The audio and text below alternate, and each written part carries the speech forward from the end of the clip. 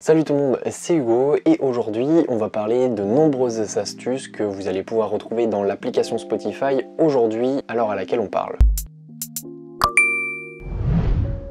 Avant de commencer, une chose très importante qui est une certaine astuce mais que je considère incontournable pour commencer, c'est tout simplement d'aller dans vos réglages. Ensuite vous allez dans l'onglet qualité sonore et vous mettez tout en très élevé. Il y a beaucoup de gens qui utilisent encore Spotify Premium en ayant une qualité très mauvaise et ça il y en a plein qui s'en rendent pas compte, qui changent de téléphone et qui mettent pas leur Spotify en très élevé.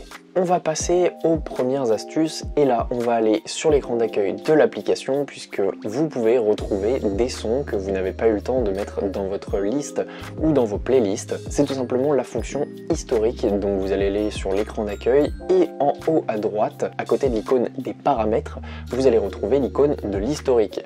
Vous cliquez dessus et vous allez pouvoir retrouver toutes les chansons que vous avez écoutées. Si jamais vous en avez perdu une qui est passée sur votre téléphone, vous pouvez la retrouver. Ensuite, je vais vous donner deux astuces pour rester aux aguets des nouveautés que vous pouvez avoir par rapport à vos artistes préférés. La première, c'est tout simplement d'aller sur l'écran d'accueil de votre Spotify et ensuite d'aller dans l'icône cloche qui se trouve à côté de l'icône de l'historique. Vous allez pouvoir retrouver absolument toutes les notifications que Spotify vous a envoyées ou non d'ailleurs.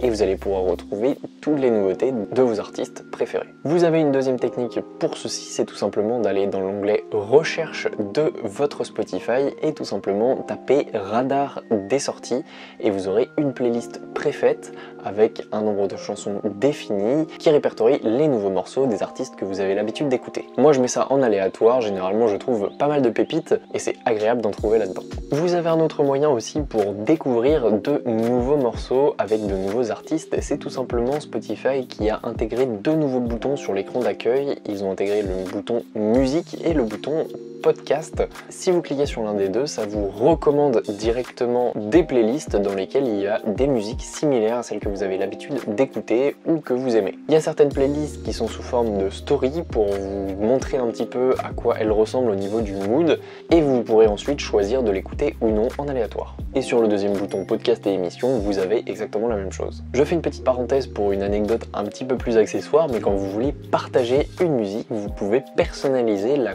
couleur de l'arrière-plan derrière la cover de l'album. Tout simplement, vous allez cliquer sur votre lecteur, vous faites partager la musique et une fois que vous êtes sur l'écran de partage de Spotify, vous pouvez modifier tout en haut à droite la couleur d'arrière-plan. Bon, c'est plus accessoire, mais c'est sympa pour personnaliser ces messages. Si vous avez des problèmes de stockage, j'ai une astuce pour vous. Il suffit d'aller dans les réglages de Spotify, vous allez ensuite dans l'onglet stockage et vous pouvez effacer le cache.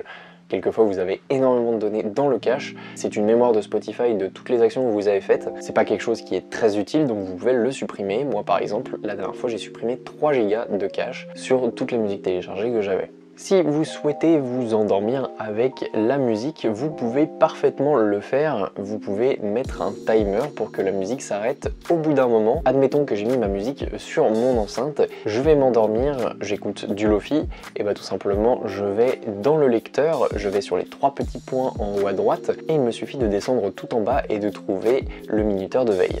Vous allez cliquer, vous mettez la durée estimée à laquelle vous allez vous endormir et au bout de ce temps, vous allez avoir la musique qui va brutalement s'arrêter et comme ça, vous pouvez avoir un sommeil de qualité tout en vous endormant avec la musique. Astuce maintenant concernant les personnes qui ont plusieurs appareils sur lesquels le même compte Spotify est connecté, vous pouvez switcher rapidement entre vos appareils et c'est très pratique si jamais vous souhaitez avoir une enceinte et si vous voulez transférer votre musique d'un appareil à un autre. Moi, je sais que c'est hyper important de faire ça puisque en soirée je mets mon ordinateur dans un coin avec Spotify sur une enceinte et j'ai juste à contrôler mon Spotify depuis mon téléphone. C'est vachement pratique et ça vous permet une certaine liberté de mouvement avec votre smartphone. Vous allez tout simplement aller dans le lecteur et en bas à gauche vous avez le lien Spotify Connect. Vous allez cliquer dessus et ensuite vous choisissez votre appareil, c'est aussi simple que ça. Autre astuce aussi, vous pouvez écouter votre musique à plusieurs à distance.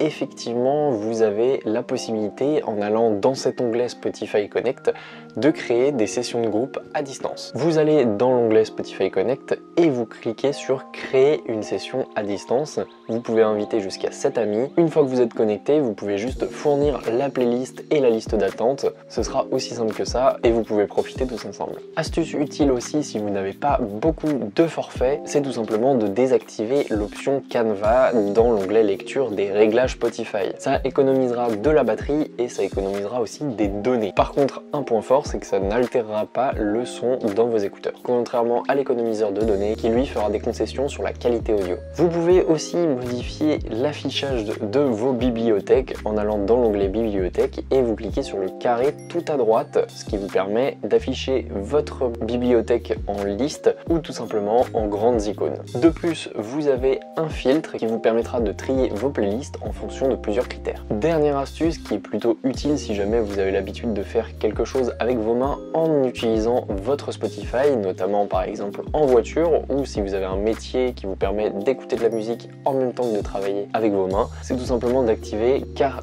Thing qui vous permettra du coup d'avoir la reconnaissance vocale en disant Hey Spotify et ensuite vous communiquez avec la voix. Donc voilà, n'hésitez pas si vous avez d'autres astuces à me les écrire dans les commentaires. Nous on se retrouve bien évidemment pour une prochaine vidéo et sur les réseaux sociaux. Salut tout le monde!